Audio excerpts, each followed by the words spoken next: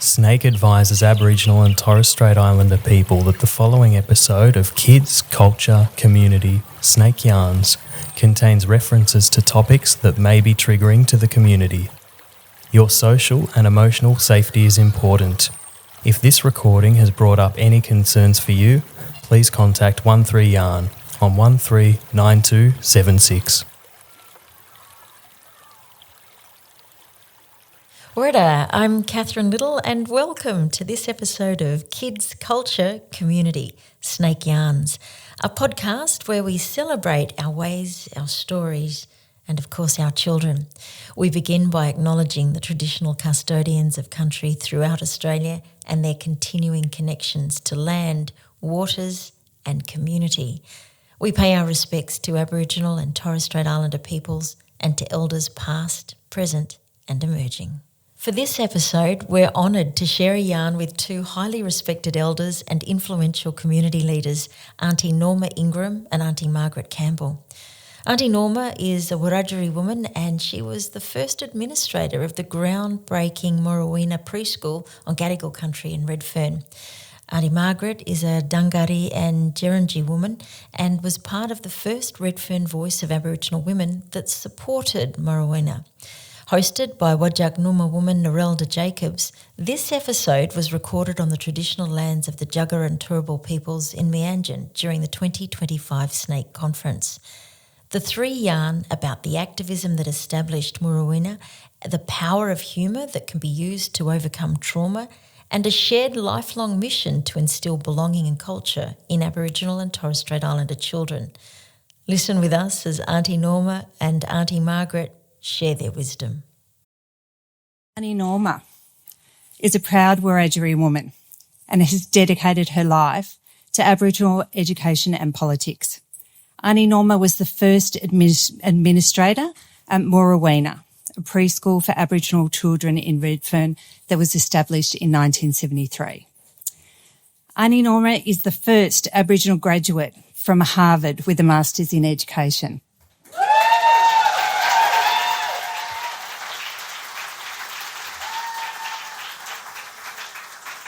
Deadly, right? So Aunty Norma has held leadership roles in Aboriginal land councils and government projects. Aunty Norma is a chairperson at Wayanga Elders Program and emphasises passing Aboriginal stories to future generations. I'm also proud to say that Aunty Norma has been a prominent elder in my family's life. Bless. So Aunty Margret Campbell is a Dungari Jerrinji elder and also started at Murawina in 1974. And brought along her two sons as the bus driver and cultural teacher. Aunty Margret became a teacher and was the Murawina director in 1979, with the centre having 60 places. Aunty Margret has held executive roles on the New South Wales AECG, has been a TAFE teacher, a head teacher at colleges of advanced education and at Sydney University. Aunty Margret supported... I haven't finished. The list just goes on. So Aunty Margret supported Tranby College to attain their RTO status in 1995. Aunty Margret is still educating and teaching culture via her own business, the Rocks Aboriginal Dreaming Tour in the Rocks in Sydney. I'll hand over to Narelda and I hope you enjoy listening to the wisdom and knowledge that Aunty Norma and Aunty Margret are sharing with us today. Thank you so much. Thank you so much, Gretchen. Thank you.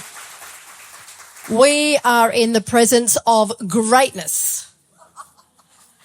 You both are living just extraordinary lives and giving back to mob. Have you ever done comedy though? Because it strikes me. Every day. This is going to be a very entertaining session. I can already feel it. Is that important actually to use humour or to bring the light into every room that you walk into? Absolutely. I mean, this is who we are as Aboriginal and Torres Strait Islander people. I think that humour, we have to have that sense of humour because it's within us. It's part of our culture, and it just helps us go through what we go through every day, because what we go through every day and the plenary session this morning with Jack. It was just fantastic. Yeah. And the stories that we, have to go through. So the humour comes with us. Aunty Margret, who makes people laugh more, you or Aunty Norma? I don't know about that. I mean, I was known, Jack Beetson will testify to this, I was known as Sergeant Major at the as the senior head teacher at Tranby Aboriginal College in those days. And but one of the things I pride myself in is being around a mob who can laugh at ourselves. We can laugh at our traumas in some way, and all our hardships. And if we don't have a little sort of a joke about that, you get the trauma creeps in there all the time. What are your reflections of the conference? Of the what? Of this conference, the last few days. Look, I just want to congratulate the SNAICC family, the organisers. I think they've done fantastically well. All of the sessions I've been able to go, to the plenaries. I've been able to go to a lot of the workshops, and they've just been fabulous. For me, I guess, though, just listening to those stories, and we've been going to conferences, since we were about in our 20s, a couple of years ago. And you hear the traumas, and that's why we talked about all our sense of humour and the comedy is so important for us. It's really good to hear that we're moving forward.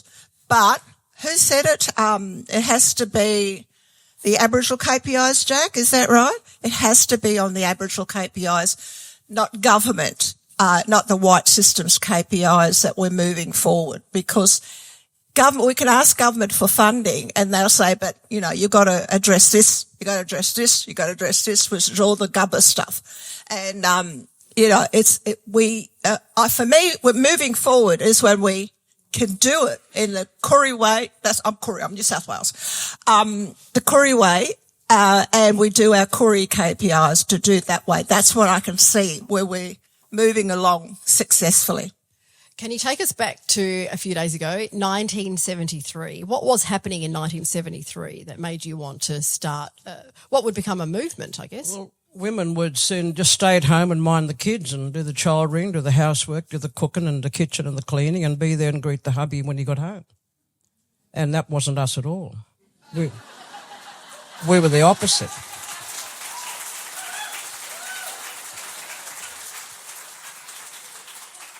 I mean, fairness, we didn't actually reverse that role, but at one point in time it was obvious that we had to keep moving forward. And obviously, seeing the humour in all of that, if we weren't able to do that, it could have caused all sorts of other complications. But Murawina, in the heart of the invasion zone, and I describe it as the invasion zone because we still live with that story in Redfern, Sydney. And we were supposed to be deculturised and didn't have any kinship systems and all that, so we had to change that. And Murawina, I mean, she called me. We've known each other since we were 14, I think, something like that. And she said, my bus driver ain't turning up here. Can you come and do the bus driving? I said, oh, okay. And I brought the kids along. And I got stuck with her ever since. I couldn't sort of go my way after we all got married, etc. So I came in, and then at one point in time we were starting to plan an early childhood centre. And this is a time when the education movement was happening. The voices of Aboriginal education were saying, early childhood, really, is that a thing? And, of course, we made that very clear it was a thing. The only distinction I have today in terms of carrying that message is it's from the women's business point of view. It's 0 to 11 chronologically years of age because the whole obvious physical aspects of all that. But we're getting there, I suppose, in changing that labelling in the early learning sectors generally. But in Redfern, we were labelled as having no culture. And the Murawina Centre that I was invited to go down, we were in a little place called Sheppard Street, and we had a concrete footpath. And because of the bus driver, I had to take them up to the local parks and drive them and walk them around there and keep some sanity about, well, this is real. This is the real trees in Sydney. They're not in the pot plants. And do the cultural teaching in that context to reground the kids that there is an environment beyond the building and tar and concrete and cement. So that was what our introduction was, to try and get our kids in the cities to reconnect with country story. What was your motivation to babysit them or to teach them? We were teaching them from that very early stage. They were touchy-feeling and they could actually deal with from a curriculum point of view. We broke rules and all and say that kids are at their height in their learning between the ages of 0 to 11. And we were dealing with 0 to 8, but yeah, that's what we changed. And the education group, the voice, was impact on that, because that was what the policy was all about. So you're talking about 1973, but I'd like to go back, and it's been great talking to some of the young people here, and we've been sharing our story with some of the young people who, I think, because they were moving forward like this, I think they were interested in what we were talking about. But I'm Wiradjuri, and I want to acknowledge the traditional custodians of this wonderful land that we're on today. So I'm in West New South Wales. And I was born and raised on the Aboriginal reserve called Urambi under what was known as the Aboriginal Welfare Act. So our lives was totally controlled by the New South Wales state government under what was known as the mission manager. We weren't allowed to go into town unless it was for the doctors. We weren't allowed to go to school. My older sister, I'm the youngest of 11 children, my older sister, she was one of the first Aboriginal children that was allowed to go into the white school in town. This is not that long ago. It's not sort of 200 years ago. This is quite recent in our lifetime. We weren't allowed to speak our language. We weren't allowed to be educated. We weren't allowed to practice culture. As a matter of fact, I tell people the story. I learned to read and write at Sunday school because all of the missionaries came up there to all of our mission stations, I think, and they wanted to Christianise us, take away the Aboriginal culture and Christianise us. And so I'm a descendant of a man by the name of Windradyne of the Wiradjuri, who fought against Captain Arthur Phillip, who came over the Blue Mountains to my country. And he fought against all of that. And so my parents were fighting for Aboriginal citizens' rights in 1938. My parents came down from Urambi and they were living in Redfern for a little while, and they were going back and forward and back and forward. And so and they said, Norma, you're a little bit radical. Yeah, funny that, eh? Funny that. And it will never go out of us. It's there. We'll continue to fight. And I think what the younger generation, if they don't know that history of what happened to our people by government, we're not blaming individual people here. We're blaming the government policies that was set up and was used against us we know what happened when Captain Arthur Phillip came in. We know with our lovely Koiki Mambo, that, native title, that it was terra nullius, that this country was founded on. As a kid, I always said, how come that little tiny island up there called England, and they came over here and they put the flag down in New Circular Quay and they owned the whole of Australia? I couldn't work that out as a kid. It was just amazing to me. Even as a kid. In fact, you've got claim over that 1938 photo, that iconic photo. Can you explain your connection to that? Well, that's when we were fighting. My parents were fighting for Aboriginal citizens' rights, and a lot of Aboriginal people were fighting for Aboriginal citizens' rights.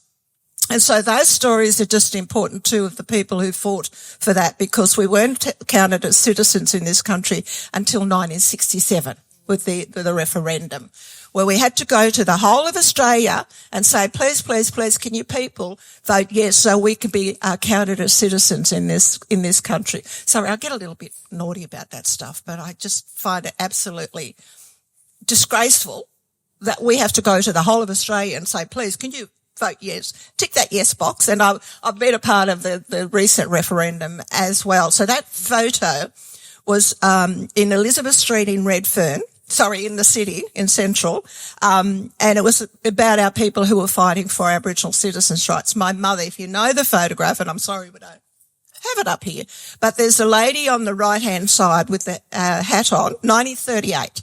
That was my mother, and she was nursing my older sister, Olive, and then at the front was my sister Esther and my two brothers, Philip and Isaac. And some of you may be listening to Joey Williams this morning. That little boy in the front was his great-great-grandfather, and the lady behind was his great-great-grandmother. And so there's a lot of people who've been fighting in this country for Aboriginal citizens' rights, for our cultural rights, for our rights as the first peoples of this country. It's been going on since Captain Arthur Phillip brought those big ships in, right from the start. You may have heard of Pemulwuy. Well, my ancestor, Windradine, was one of those. And we continue to fight today. What I see today at this conference is that we're still fighting. We're still telling the stories. I mean, that's Aboriginal culture, surely. Telling stories in so many different ways, in our storytelling, our songs, our dances, our artwork. That's all storytelling. And it's the way that we do it. And we continue to do that. When is this country going to stop and listen to us and say, we gave them the answers. We gave them all of those details at the recent referendum that I had a lot to do with. We were saying, okay, we are not the problem. We are giving you the answers. You want to listen to us or not? Do you want to make it because you will continue to go on and do this? We'll continue to have these conferences. I mean, I love the conference, absolutely. But we'll continue to have to do that while ever this Australia does not listen to us. That cultural expression, the stories and the dances and, you know, and living and breathing your culture, that's part of learning as well. And you mentioned, you know, not wanting to hit the Western ideas of KPIs, but that also applied to the curriculum or the way that you would teach the children at Murawina. What's the... Yeah, I'll just say that and then I'll let Margaret answer that. What's your theory there? Yeah, when we started Murawina, we had a constitution that said only Aboriginal women could be members of our organisation. We got away with it. And that meant that only our Aboriginal women could become board of directors. And so in our organisation, Murawina, we had our grandmothers. My mother was one of them, the ladies. They were a part of our board of directors with some of the younger ones. I was the CEO. And they guided us. They were there. And, you know, it was the first early childhood learning that I think that we said, now, all of the teachers are auntie, and we had a bus driver and his uncle. We had one male kind of, you know, token. Sorry about that, guys. But she's disgusting. We developed, I'll get Margaret to talk about this, because before that we had preschools, it was known as, on the reserves, Aboriginal reserves, that was run by the Save the Children Fund, which was the English, you know, Princess Anne, she was what do you call it? Anyway. Patron. Anyway, so they had all their Save the Children Fund preschools on the reserves. And so we were the very first fully run totally run for Aboriginal kids by Aboriginal women. So we none of us were trained in that sort of way, but there was nothing there for us. We developed all of the curriculum our way by ourselves. We didn't have any toys or anything. And I'll get Margaret to talk about all of that because she was our teacher. And you made sure it was free. Absolutely. When we started, it was free because I remember my children were small and I was thinking, oh God, I have to go to work. But for me to send my two children, I had two at the time, for me to send my two children, I would have had to go to one of those nurseries and pay something like $50 a week. So if I was earning $200 a week, that's it. I'd have to pay these white people to take care of my kids. So I said, no, we're going to set up our own and we're not going to charge because the government needs to pay for that. All right, Aunty Margret, take it away. Take a breath, Norma. I try. And that's how it came about. Young mums had, you know, we were looking to go to work and I'd help hubbies pay the rent and the food and in Sydney. And that's how we found our place to be able to teach the kids in a formal way. The education process was about understanding. I mean, I loved some of the sessions this morning about finding your belonging and your gravity, belonging in the city landscape, the tar and concrete and cement. If you didn't find where the trees were in the parkland areas, what was living in the trees, around the trees, in the circle, in terms of environmental knowledge, you don't know where you belong because the city was so dominant in the context of that. The sun still rises and the kids didn't know why we were marching with the flags, you know, the red, black and yellow flags.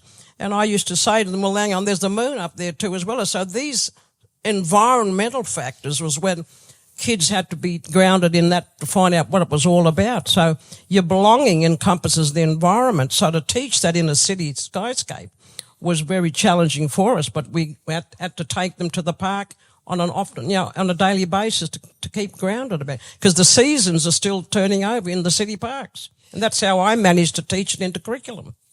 This is your belonging. This is why, matter of fact, if I was to ask anybody here, and I normally do this when I'm teaching this, do you know what tree is seeding?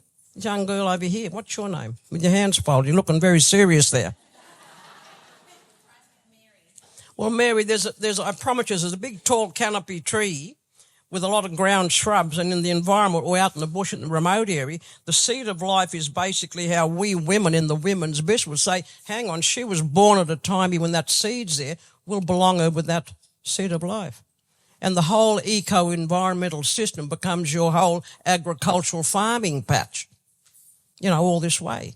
So it's a simple early childhood context that we, through the ACG forums, the Education Policy Advisory Voices, said to them, if you don't include that in the beginning, and we were advocating to say this knowledge and this curriculum context must be compulsory.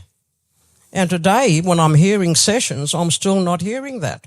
We're still fighting, as Norma says, to get this as the basic right for any Aboriginal person, whether you're in university or whatever, to find this is what you belong with, because this is not a fake civilization. This environment is real for us out there, and if our kids don't know the belonging connection to that, it's going to happen. Thinking that I was talking to Margaret earlier about, we said when we set up Murawina, we had to go to council to get it approved and all of that stuff in Redfern, downtown Redfern, and we talked to people and non-Aboriginal people would say to us, but you're sending your children to an all-Aboriginal preschool.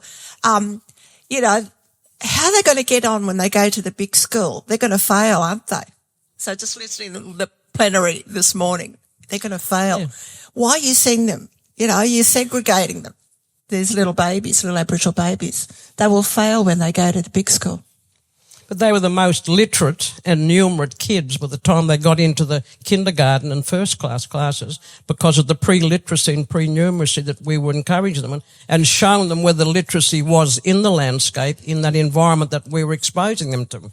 And then tell them the story about that, and then the story, what's in the meaning of the story. Why is the little possum up the tree, and relating that whole context to it then, and why? Because most people would say you can't eat that, and we would explain why they couldn't eat it. Because it's not your totem, that's a white fella's story. Good story, it suits them. But it's one of your family members within the ecosystem. And that relates back to land rights and eco and agricultural practices. And we were doing that in a little basic story way, grooming and nurturing our next politicians. Wow, some of them are here, actually. Talk about instilling a sense of belonging and an identity and being a part of something bigger, which is so important for little kids. To understand that they're already born with purpose, and the purpose is to look after country. That's all around us. I think that is just so stunningly beautiful. Aunty Margret, did your teacher training come in useful at all?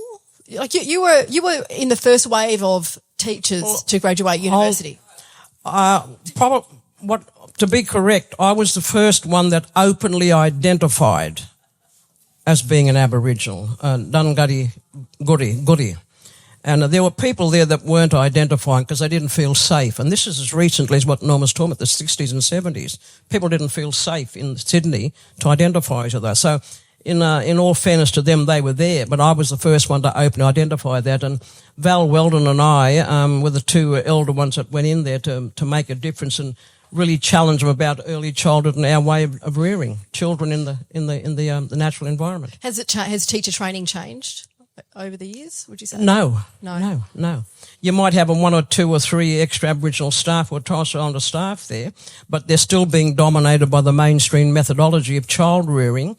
And you've only got to just look at the recent outbursts in terms of what they're doing in molestation and a whole range of stuff there. That's a big reflection on what is generally going around and the lack of safety, not to mention the curriculum and the content of what an Aboriginal person's all about, a Torres Islander person's all about.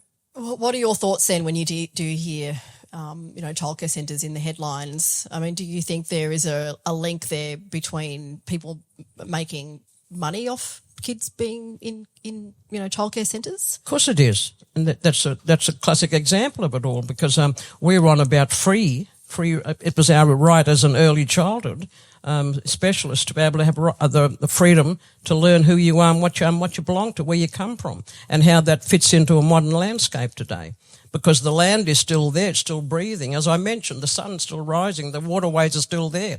They need to connect to that belonging. So putting it into curriculum, it's often lost in not just the school curriculums, but the early childhood, but also the adult university. And I'm talking about how a lecturer will say, let's plan one excursion this term, because we've got no money to go out and find about. And I find that when teacher and trainings come on my walkabout tour, because I'm still dealing with that, I designed to take my classroom out and walk about on the land and describe what that's all about. And even teachers will come and say, why aren't we getting this in our curriculum? I said, well, why aren't you? And that's what it's all about, because kids, if you're teaching kids in the early childhood sector, they've got to be able to see the reality of that rather than the fake. Books are okay, Joe mentioned today. Books are okay, but that's a fake version of the reality which is out in the playground. Aunty Norma, what are your thoughts about the state of? I know we're heading into early learning, but some centres are still childcare centres and not providing the education. So, what do you think is the state? I still teach. Believe it or not, I teach a part-time. Thank goodness I can pick and choose now. I teach part-time at TAFE, so my background is English and history, secondary teaching. And I just still totally believe, I'm not talking about anybody in this room, but I still totally believe that we as an Aboriginal peoples and our culture is not valued by this country, by the general population. We are still not valued. Even though we've been here for 65,000 years, white man's terms, we've been here, since the dream time. Even though we've been here, even though we've been showing, as I said, I've been teaching for 40 years. I'm still teaching, they call it Aboriginal Studies, Aboriginal Culture. I don't teach Aboriginal culture, but I talk about it, and most of my students are non-Aboriginal, and I ask them things like, tell me about your family. They will talk about their partner. They will talk about their children. They might even talk about their parents. And they talk about their fur babies, and that's it. And so when I put up about the Aboriginal kinship system, because I do that a lot, and they go, oh. And it's not just human beings as part of our kinship system. It's everything that Margaret's been talking about. All of that's our family. My totem is the Goanna, the Girawal. So, that's either my auntie or my uncle or my brother or sister, so we have to protect each other. The white Australia does not know that, and we could see that in the last referendum. As I said, I was a major part of all of that as well. Why they voted no, because we're not valued. We had the answers. We said, here's the answer for you. We are not the problem, but we can help you out. And so this is not valued. And so when you see our babies in those childcare centres, and I was also part of setting up the Aboriginal Children's Service in Redfern, and we were there at the beginning when SNAICC was established. And so we've been there, and we can see that our people, our culture, our babies are still not valued by this society. Yeah. That's why they're still taking them away. Yeah. You were quite strategic in where Murawina was located. What can you talk us through why that, where it was and why? Yeah, well, some of you may have read about the Black Panthers in America, where they had a breakfast program. And so we had some Aboriginal people who went over there. I think Bob Mazza was one of those people who went over there. When they came back, they talked to us about, we was at the Foundation for Aboriginal Affairs, and then we went down and set up the Aboriginal Tent Embassy. So when they came back, we were all talking, there was a lot of men, and I don't know why they still just talk about the Aboriginal men and not the Aboriginal women who were part of all of that. And so the men came back and said, we'll set up the Aboriginal Legal Service. We'll set up the Aboriginal Medical Service. you women, you go and set up Murawina and you set up the Aboriginal Children's Service and that, because that's where you belong. So that's what they said to us. And we were lucky enough that we had a building that was in Chippendale, which is next suburb to Redfern. And he furnished this building for us. He said, do you want this building? And we said, yeah, of course, we'll take it. You know, it was for nothing. Not to own it. It was for free. So they just said, but it was, all we had was this building about as big as this room here.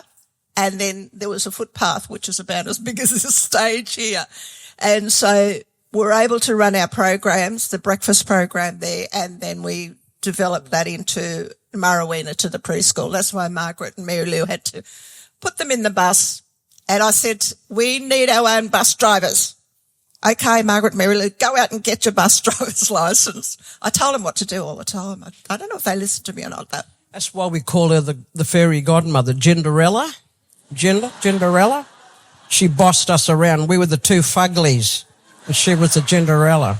We developed a little play about it, actually. Again, we have to laugh at ourselves, and that's what I'm saying. Kept us sane, yeah. So she's Ginderella.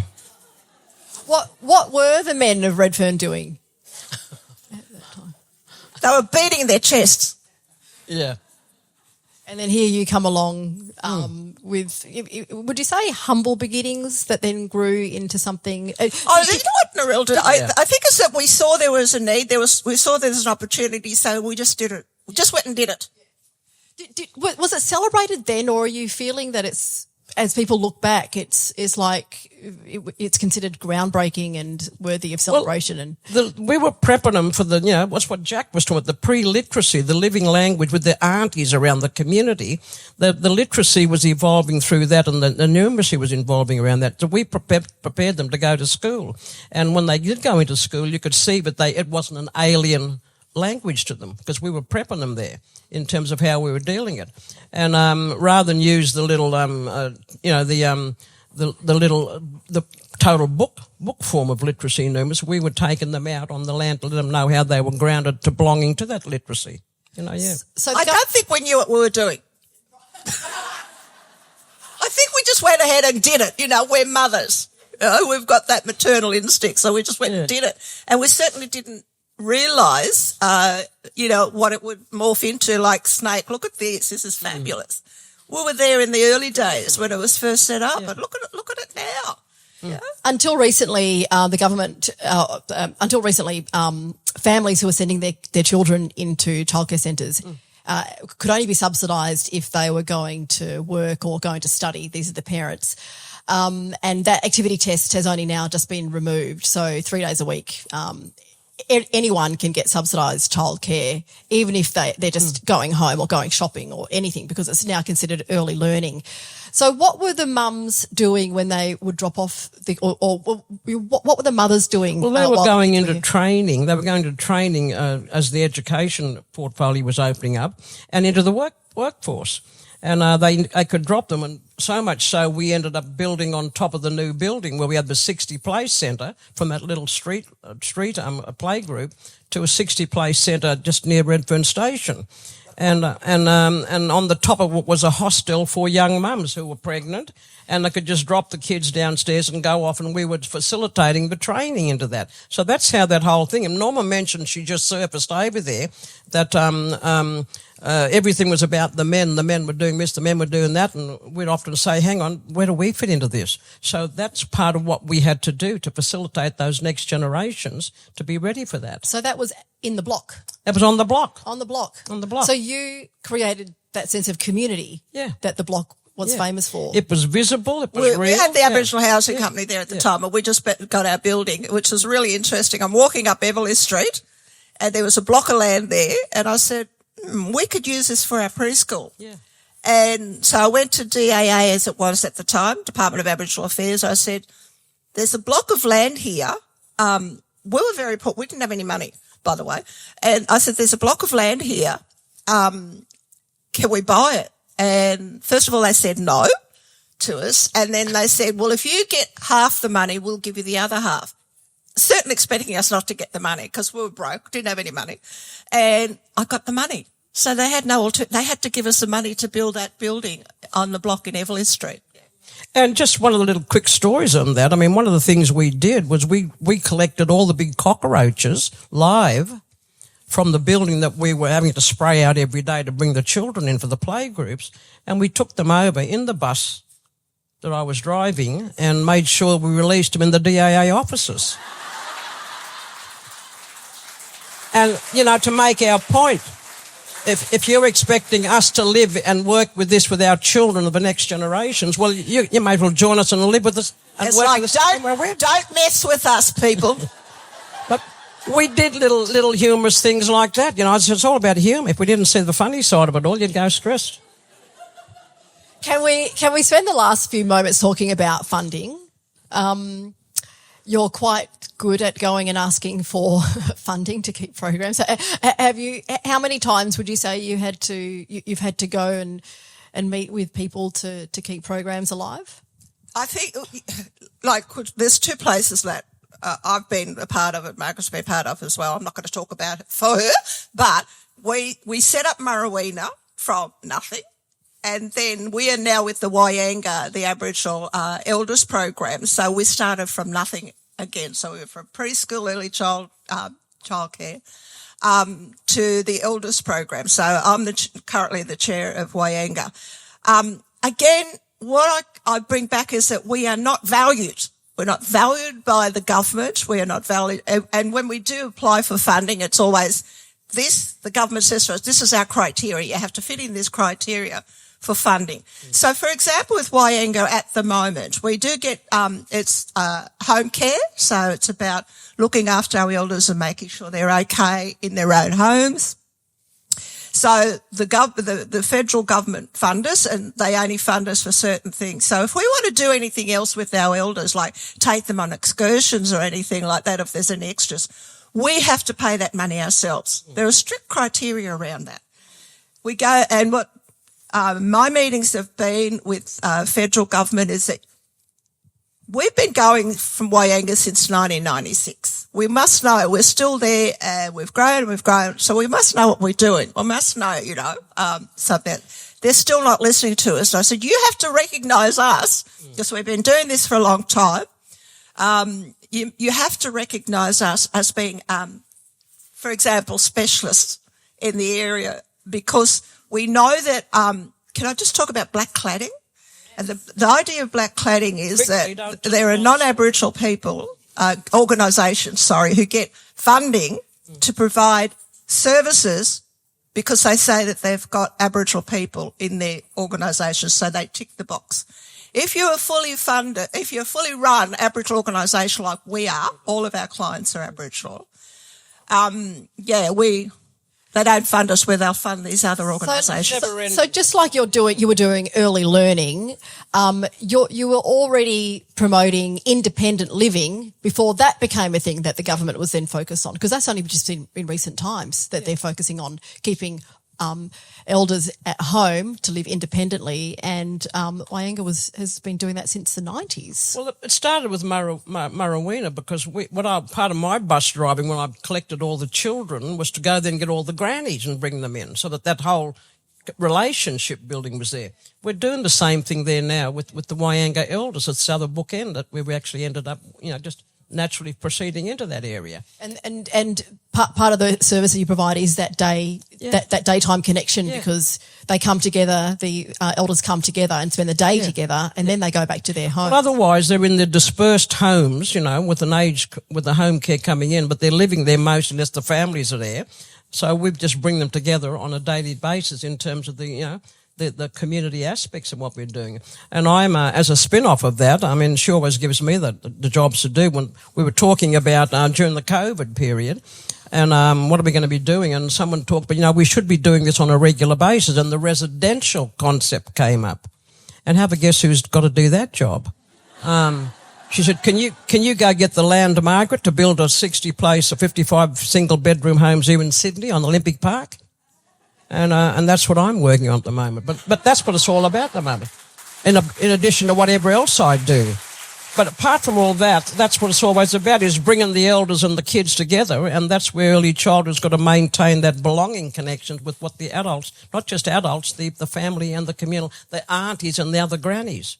I mean, I grew up with seven biological mothers and 6 biological fathers, and I'm talking about my dad's brothers and sisters, mum's brothers and sisters. That's family. And when you're dealing with early childhood, the curriculum, we're talking about that, they're still saying that the biological mum and the dad in the little nuclear family with one child and, a dog named Digger, maybe. They're still teaching that kind of stuff there. So it's a different concept of early childhood about what families are now role modelling to ground our young kids in the early sector. This is what you belong to. All right, 30 seconds left for each of you.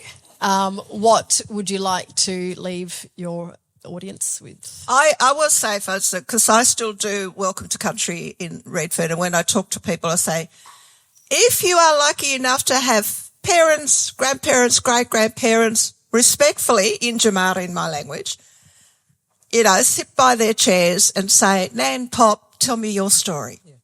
And the other side of it is that, Nan, Pop, can you just please pass on your stories to this next generations? And Aunty Margret? And part of what I do in my little quick story is that you've got to teach them about that belonging, about what they belong with in terms of the eco-environment. And it's simple. You can't talk about your totem without saying, well, where does that totem, if it's a kookaburra, if it's a cockatoo, whatever, what that lives in. So the whole ecosystem is about belonging and showing to the kids that it's here in the city, it's out there and remote, it's out there, and touch base and tell the story. Get them connected to those stories and go and connect yourselves, for want of a better description, because when you're doing the dual learning with them, that empowers them even more. I'm going to do one of your tours, Aunty Margret. We all need to when we're on Gadigal country. Please give them a big round of applause. And that's a wrap for another episode of Kids Culture Community. A big thank you to Aunty Norma and Aunty Margret for generously sharing their knowledge, stories and laughter with us. As we close, we again acknowledge the traditional custodians of the lands and waters across Australia and pay our respects to elders past, present and emerging. If this episode resonated with you, help us continue to amplify Aboriginal and Torres Strait Islander voices by following and sharing this podcast episode. You can find all episodes, transcripts and additional resources on the SNAICC website or watch full episodes on our YouTube channel. And if you've got a story to share or topics you'd like us to discuss, we'd love to hear from you. As we wrap up this episode, let's carry forward Aunty Margret's reminder that our ultimate act of love is passing our knowledge to our children. Until next time, look after one another.